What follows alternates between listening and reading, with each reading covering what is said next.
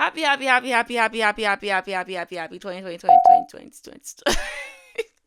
Happy 2025, guys. If you are new here, welcome. This is the perfect time for you to join us because there's a lot of great content coming out this year. And if you are not new here, this is a familiar face to you. Thank you so much for sticking by me. And without further ado, let's jump into our first official review of the year. Today we are reviewing the official trailer for Between Borders, directed by Mark Freiberger and coming out this January 26th to 28th only. So make sure you buy your tickets to this film. I think it's going to be really, really good. Let's jump right in. Were you or your family victims of direct acts of violence? Open your eyes. The Soviet Union is crumbling. We can't just leave. This is at home. Is it? Some men came by yesterday evening asking for the names of all the Armenian children. Did you call the police? Police don't care what happened to us. The world is changing all around you. Yet you failed to see it.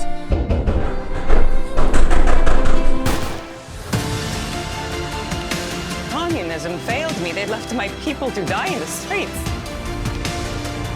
A life lived without constant fear should be the most basic human right. Why are you so nice to us? Jesus was a refugee too. I was born into communism. I did not have a choice what I was born into, but I chose Jesus, and I choose this country.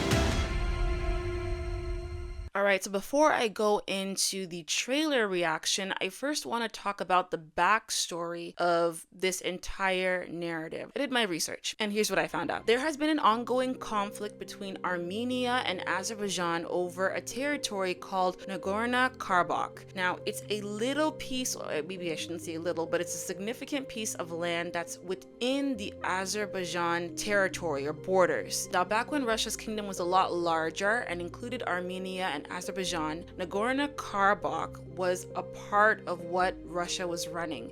However, this territory was semi-autonomous. They could pretty much make their own decisions for the most part. But this territory was populated mostly, 90% I believe, by Armenians, yet it was within the Azerbaijan borders. Now, over decades, over time, the Azerbaijan and Armenian communities were pretty much fighting over who actually owned that land, who they belonged to, which country.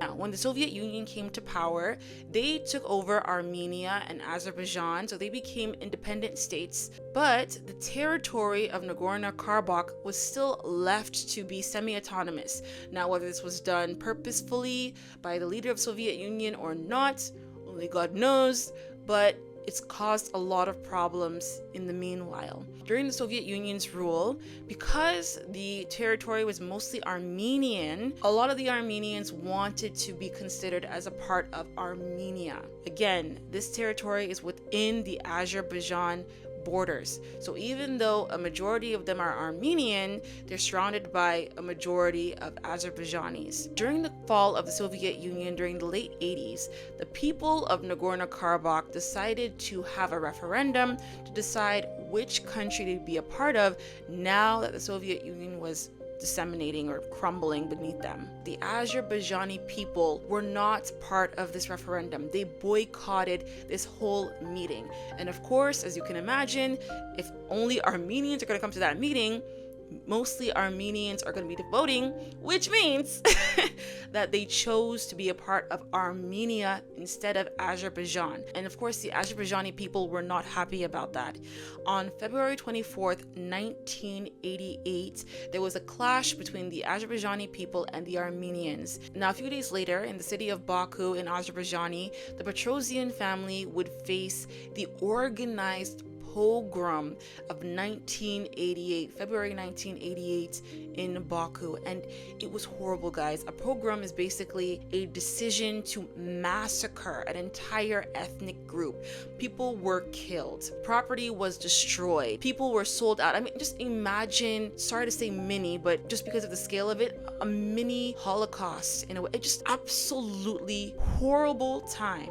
Now, the Petrosian family held out hope for their country, believing that it would be be okay, they'd be fine, but eventually they did have to flee their country and go to Russia for some time. And there they encountered a church, they encountered Christ, they encountered hope, and then from there they decided to come to the US. They enjoyed their time here, they came back later on and wanted to become citizens and just stay and live their lives here in the US. Sorry, I'm saying here as if we're all in the US. I'm in Canada, sorry.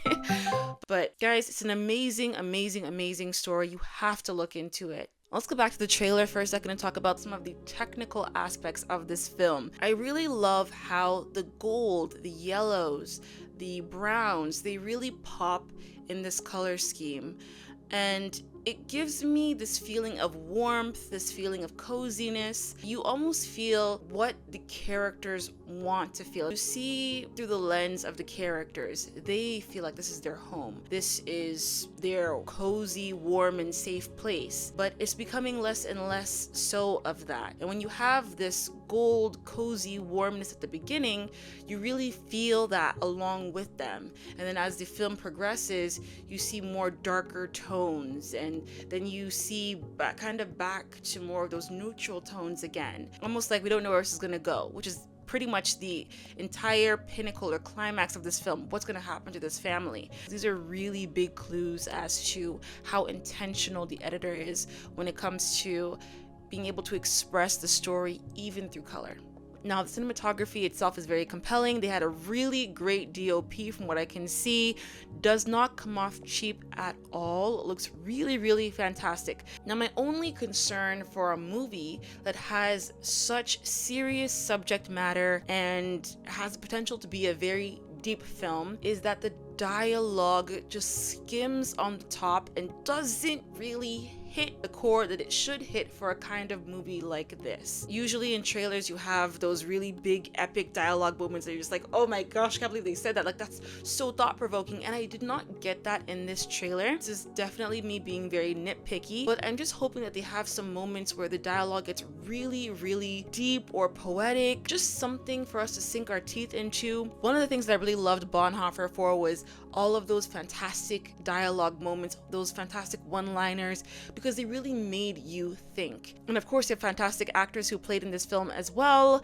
Elizabeth Tabish, that we know from The Best Christmas Pageant Ever, The Shift, and of course, The Chosen. And you also have Elizabeth Mitchell, who I personally recognize from the Santa Claus franchise with Tim Allen, and of course, The Sound of Hope, the story of Possum Trot. So it's going to be a really fantastic film. I love these actresses, and I know they're going to bring their best. Now, my only hope or my only fear for this film is that I hope they don't over-exaggerate the role of the church or Christians in this film. I know it's a film that celebrates the fact that Christianity gave, or God, I should say, gave this family hope, and then they saw the freedom to be able to be Christians in the US maybe, and it's just a beautiful story. But I'm also praying that they hold true to the actual story as much as possible. Of course, they have to make creative decisions to make the story flow better, but I hope that they don't, in a bid to, in a way, sell Christianity, that they over exaggerate how much Christians or the church did to help move their story along. Sometimes we come off trying to sell Christianity as if it's a product instead of just allowing the stories to speak for themselves. We have left the realm of only being able to express the goodness of God by forcing it into our narratives. You don't have to do that, okay? The role that he played in the story is not yours to embellish, but yours to discover. We want to make sure that we come off genuine, and sometimes when we over-exaggerate the role of the church or the role of Christians in a true story, we're not seeming genuine at all. With all that being said, I am so looking forward to Between Borders coming out the end of January, and I hope that you're also looking forward to watching a movie that's talking about a family that's gone through a lot of persecution but has found joy and hope and freedom in Christ. So make sure you go out and see this movie when it comes out, and I will see you next time in a new video. Bye!